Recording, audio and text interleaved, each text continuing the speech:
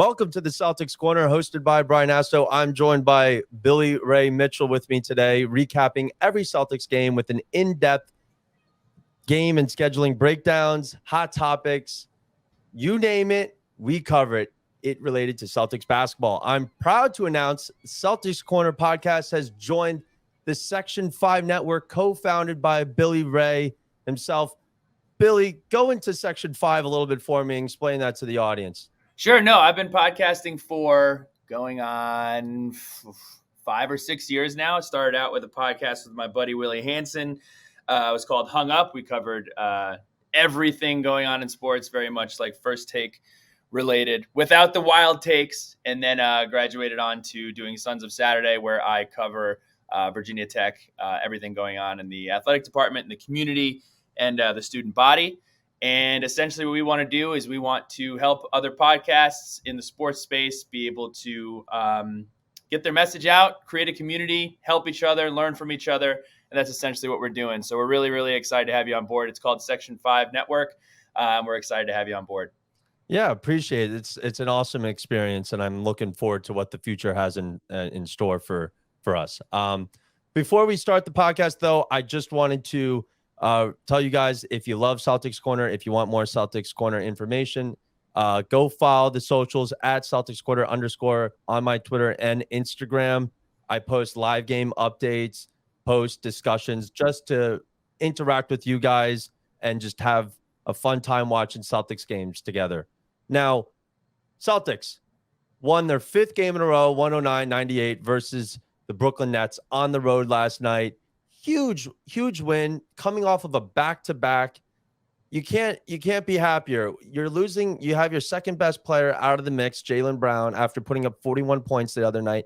You needed guys to step up. You needed defense, and that's exactly what the Celtics did.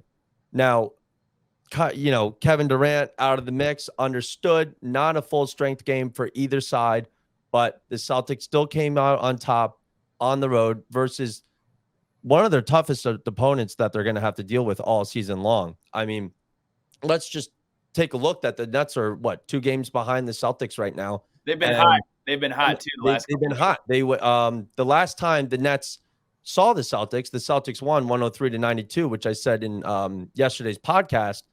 But they ended up going on a 12 game winning streak, lost to the Bulls. They've been 14-1 going into this game. So it was a huge win for the Celtics to say, hey, you're not the team to beat. We're still the team to beat. We're still the favorites in the East, and no one's going to take that from us.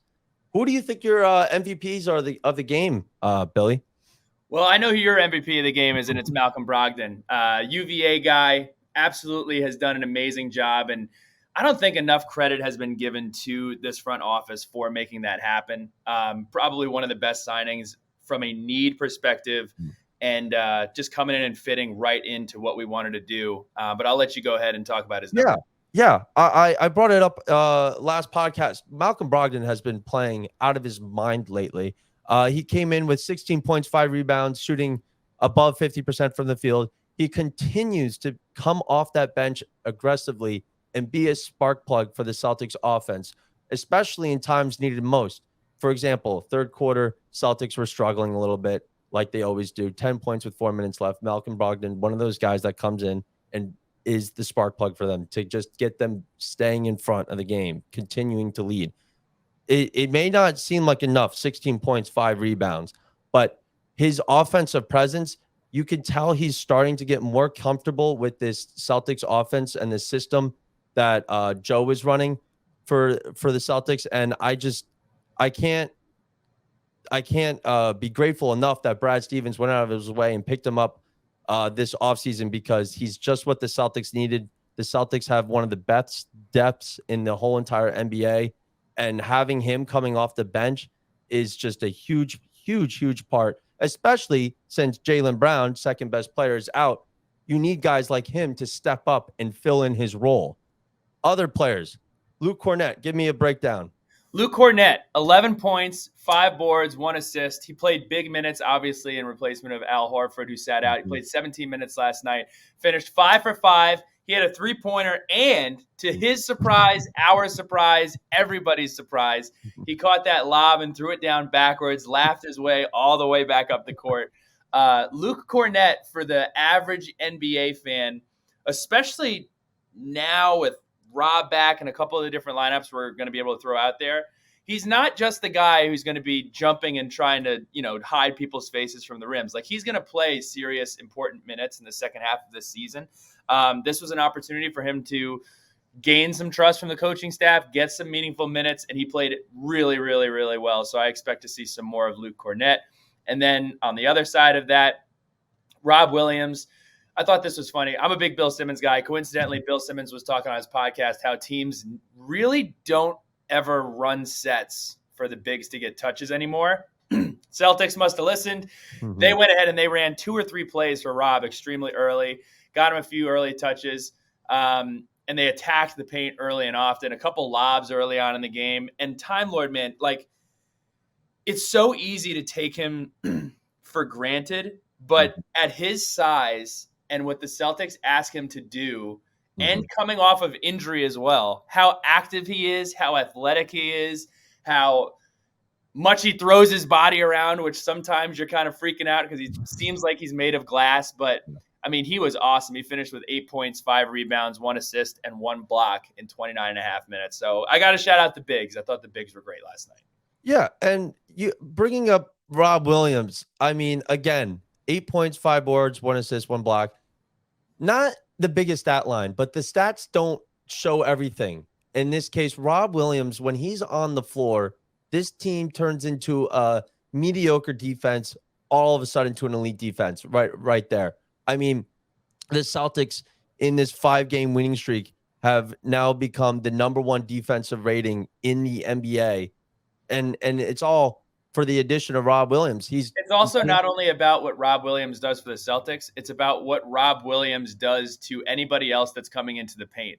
If Rob Williams is on the court, they're thinking about, there's a rim protector in here and maybe looking to make that extra pass or not go up as aggressive.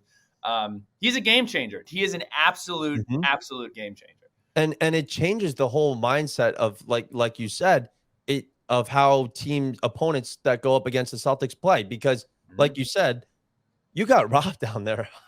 I for sure as hell is not going to be driving down that paint trying to put up a layup on him. That's just, that's monkey business. Who would think about doing something like that? And he's just always lurking. And he's quick on the perimeter too. So, when they try to space him out on the floor so he doesn't hang down low, he could still play the perimeter pretty well in that pick and roll situations. He does a good job with guards and bigs. I mean, like you said, what answer do you have for Rob Williams? I mean, you stay healthy. This team is dangerous. We're already the #1 team, and he's just coming in, getting started this season. Only been back for a couple of weeks now.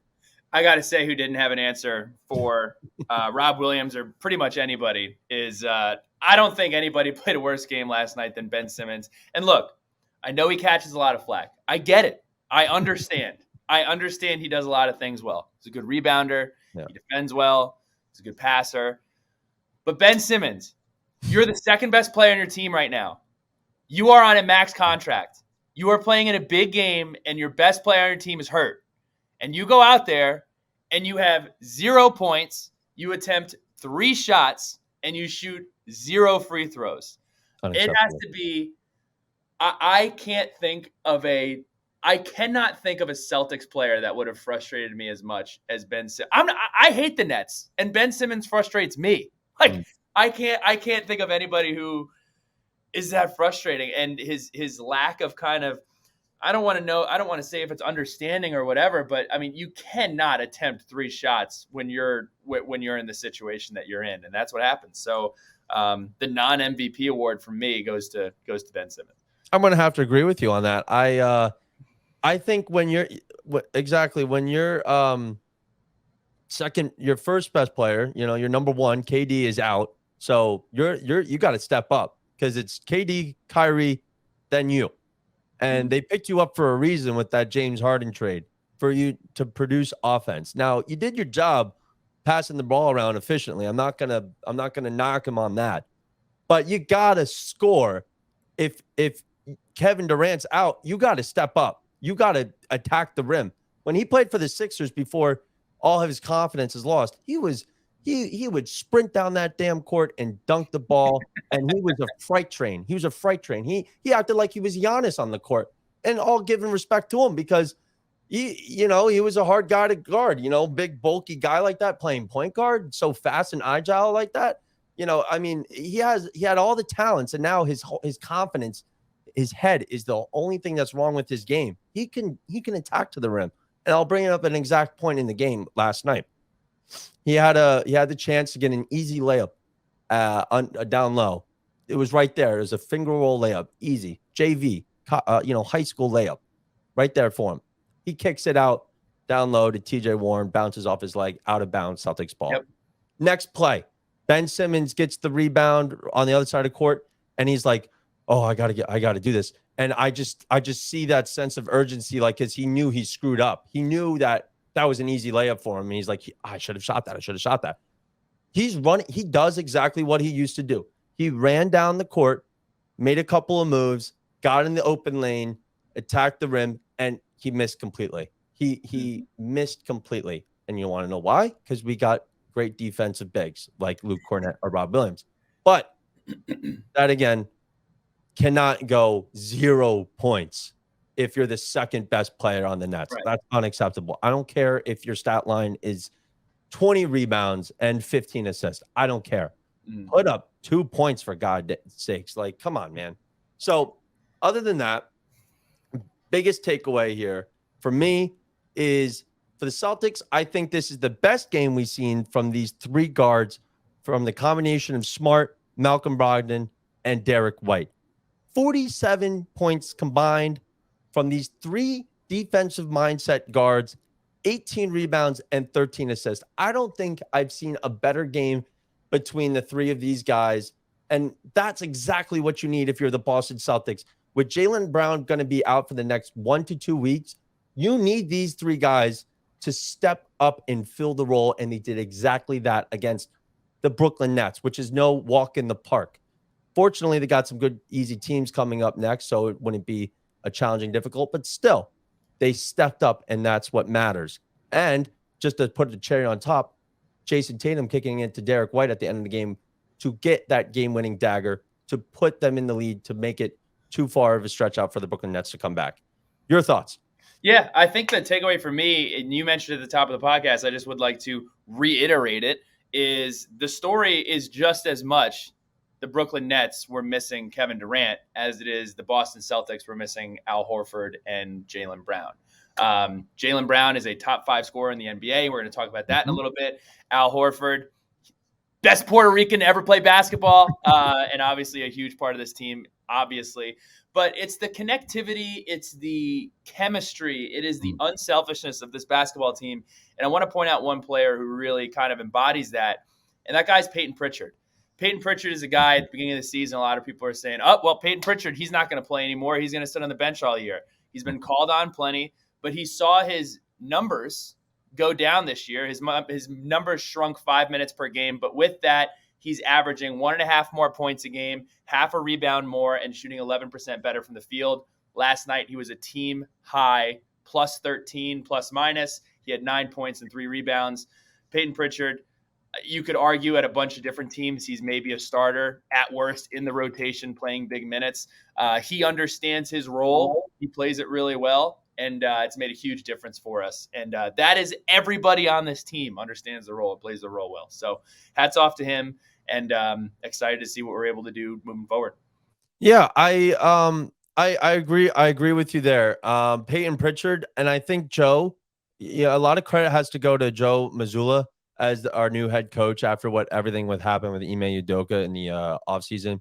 I think the Celtics picked up right where they left off after falling too short in the NBA Finals last year. And Joe did a really good job of keeping that system with the Celtics and making it better. And he can read the game differently, where if he sees an opportunity for a player like Peyton Pritchard to come in and do exactly what he needs to do, he's gonna and I don't care. I still hug he's Mickey gonna Mouse he's gonna do anytime. that. I'm sorry, I don't know what happened there.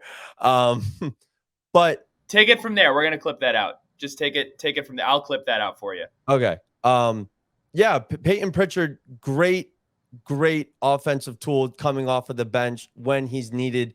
Joe Mazzulla knows his offense and his defense, and he knows the strengths and weaknesses against opponents. And he did exactly that last night, having Peyton Pritchard come in and being an offensive tool in the fourth quarter. Peyton Pritchard, it's such a joy to watch him play basketball, because a guy that doesn't get a lot of minutes, but when he does, he performs. He's efficient on the court, and that's huge. Just like guys like Luke Cornett that has been playing phenomenal in the past 2 games. Now, bringing up to the struggles of the Celtics that need to get improved on. I brought it up the first podcast the other day. I'm going to bring it up again. 10 points for the Celtics with 4 minutes left in the third. Unacceptable. That's just unacceptable. You had a good start. You had a lead going into halftime. It was a back and forth gritty game, but you needed to come out of the third quarter with energy and keep that rhythm going. And they just looked sloppy. They fell apart, and they can't get a bucket for the life of them. But 4 minutes left in the fourth quarter. Who steps up? Malcolm Brogdon. Again, he hit 2 back-to-back threes, and then he just picked up the offense from there with the rest of the team. Everyone fed off of that. And that's, again, why Malcolm Brogdon has become a huge, huge, huge part of this offense. And I cannot stress it enough. But that does not shy away from the fact that Celtics need to get their act together when going into the second half of basketball games. So moving forward, start of the game, we were talking about Robert Williams earlier and how he has a defensive presence on the court. Celtics have the number 1 defense. I brought this up in the NBA in their 5-game winning streak after giving up 150 points to the Thunder last week. We're not going to talk about that game. That was a fluke. We'll move on. The Celtics are the only team in the top 6 for both offensive and defensive rating in the league. That's huge. That just goes to show that this team, I mean, offensively, we know it's the best offensive rating team of all time from what the books show.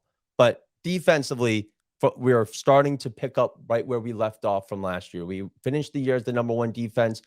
The first half of the season, not so much. We were missing guys like Rob Williams. But ever since he's came back, we have spiked up the ratings for our defense, and that's huge. And another player that you don't think would be with a big defensive mindset when you got 2 guys like Marcus Smart or Rob Williams, but Derek White. Derek White leads all guards with 41 blocks this season. He's first among guards, and he's top 30 in the league. Billy, does that surprise you, or do you find that stat expected? No, I mean, that's shocking to think that Derek White is on the top of any list that has to do with blocks is shocking to me. And look, I think it's been great to see Derek White. Look, it's not a surprise. Derek White really struggled in the finals last year, and he's obviously put in a lot of work. So is Jaylen Brown. We've seen a lot of players take kind of that next step and continue to improve. Jason Tatum improving again. He's improved every year he's been in the league. So, yeah, I would say Derek White being the number 1 shot blocker in the guard category is shocking. He had a good one last night too. Swatted the crap out of can't remember his name. I think TJ Warren. Doesn't matter. He wasn't allowing it. He was looking like Robert Williams in the paint out there. So, but in other news, want to give us a breakdown on any Celtics news? Yeah, 3-point nomination for the 3-point competition All-Star Weekend for Jason Tatum. Mm-hmm. Who knows if he'll do it? Some people are against it, say that it messes you up. Some people are for it. What are your thoughts on that? I don't care, man. I mean, like, they do the same thing with the home run derby. David Wright competed in the home run derby. I'm a Mets fan. David Wright competed in the home run derby, and then he struggled really after that. But at the end of the day, man, like, I think it's a pretty cool deal. I mean, if this is what it's going to be with the All-Star game, where nobody wants to do the dunk contest anymore, And now nobody's going to want to do the 3-point contest anymore. Let's just not Yeah. do it, because then it'll be Yeah. the Pro Bowl, and then it'll be horrible, and nobody wants that. So I'd like to see the NBA's best partake in the NBA's best competitions. So I think it's the players would rather watch courtside with all their buddies and than actually be the ones performing out there. I guess it's You know, not like cool. It's not cool. It's not cool to do stuff anymore, I guess. is it really an all-star break if you're No. they're competing? So Yeah.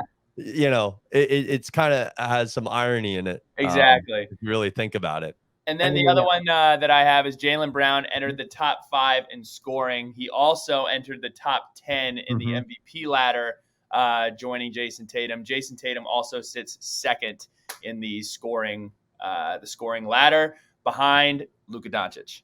So that is what we have in other news. And then also the Bruins continue to play great hockey. They did lose yesterday, but TD Garden has been on fire all winter long, so we're looking to keep that rolling. Yep. Turning the page before we preview the next game specifically. Here are some of the highlightable games that we play coming up before the All-Star break. Let's talk cupcakes. Okay, cupcake number 1. We play Charlotte 3 times. Charlotte is winging it for Wembanyama. Got to beat Charlotte. Detroit. We play Detroit twice. We play LA. LA sucks, and we hate LA, so we got to beat LA. Then we also play Orlando, who is a cupcake for everybody but the Boston Celtics. So if we can find a way to handle our cupcake, that would be nice. That would be nice. And then in terms of tests, we do play Brooklyn again. We play Memphis. We play Toronto. We play Philadelphia. And we play Milwaukee. These are all before the All-Star break. And I will point out, do not forget, John Morant famously or not so famously said, the only team he is worried about in the NBA is the Boston Celtics. Nobody in the West. Nobody in the West. So that'll be a game that everybody's going to be watching, excited about it. But that is the outlook before All-Star game. Yeah, and I'm like looking at a couple of those teams. You got some tough ones in there, right? Don't get me wrong. And then you bring up the cupcakes. What do you think that? Let's say All-Star break. What do you think the record's going to look like? Let me put it this way. How many more losses do you think the Celtics get before? Do you think the Celtics have under 18 losses before All-Star break? They're sitting at 12 right now. I'd like to keep it under like 17. I'd go under. If the over-under is 18, we have 12 right now, I'll go under. If they can listen, I don't know about that Warriors game. Okay. They're playing the Warriors next Thursday. And without a Jaylen Brown, I mean, who knows? If Al Horford's playing, if everybody's playing but Jaylen Brown, they can pull out something. Because Steph Curry just came back from injury and he hasn't really been playing that well. And then I'm looking at Raptors, Magic, Heat, Knicks, Lakers, all. So you got some test in there. You got some test. So, like, I agree with you. I think from here going forward before All-Star break in a month or so, I think the Celtics need to keep their losses under 18-17. And I think that'll be a win for the Celtics if they can do that. But going into Saturday, tomorrow, we have a cupcake team. We play the Charlotte Hornets back-to-back, actually, Saturday and Monday in Charlotte on the road. Without a Jaylen Brown, obviously, for at least the next week or two. Gotta win both. Gotta win both. Those are easy pick-me-up games. Those are games where, okay, this is a great opportunity for the Celtics to figure out how to operate without Jaylen Brown. Okay, they were short-noticed yesterday going into the Nets game after Jaylen Brown picks up 41 points, and he comes up with this injury. Joe says he's going to be out a week or two. That's fine. It could have been a lot worse. However, this is the opportunity. Okay, we're missing our second best player. How do you change that offense? How do you change the defense? And what adjustments will be made? And I'm looking forward to see what Joe has in plan. Hopefully Tatum can get out of his struggles. He struggled last night in that game, only shooting 20 points, ending his 25-point consecutive streak. So I see this right now. Celtics are sitting -7. going on the road. If everybody plays, I don't see how they don't come up with a win here. The Hornets are going into this game 1-5 or 1-4, and the Celtics are on a 5-game winning streak. Who do you think pulls out? Celtics got to get it done. Mm-hmm. Charlotte's bad. Charlotte has no interest in winning basketball games. Got to get it done. Their last matchup, they beat them at home 140-105, if that says anything. It's a get-right game. It's 2 get-right games in a row. Mm-hmm. So, we're expecting, you want to toss some lineups out there, go ahead, toss some lineups out there. But we have seen the Celtics lose their fair share to bad opponents. So just show up, handle business. Let's move on to the next game. Yep. Well, other than that, though, Billy, I think we're all set and ready to go for the game on Saturday. Should be easy. Same thing on Monday, back-to-back wins. Again, I just want to say thank you for including me a part of Section 5 Network. Billy will be on this podcast often in the future. He bleeds green and gold just like me. So we, just a great opportunity that was given. And just saying my send-off here to you, Billy. Anything else you got to add before we close it? No, nothing else. Excited about it, man. Love what you're doing with the platform, and excited to talk Celtics basketball the rest of the year. Awesome. And again, guys, go follow the social medias at @CelticsQuarter_ on Twitter and Instagram. I'd be posting live game updates every single game with in-game post and discussions. Until then, I will see you guys next this upcoming Saturday after the game. Take care, everybody. Take care.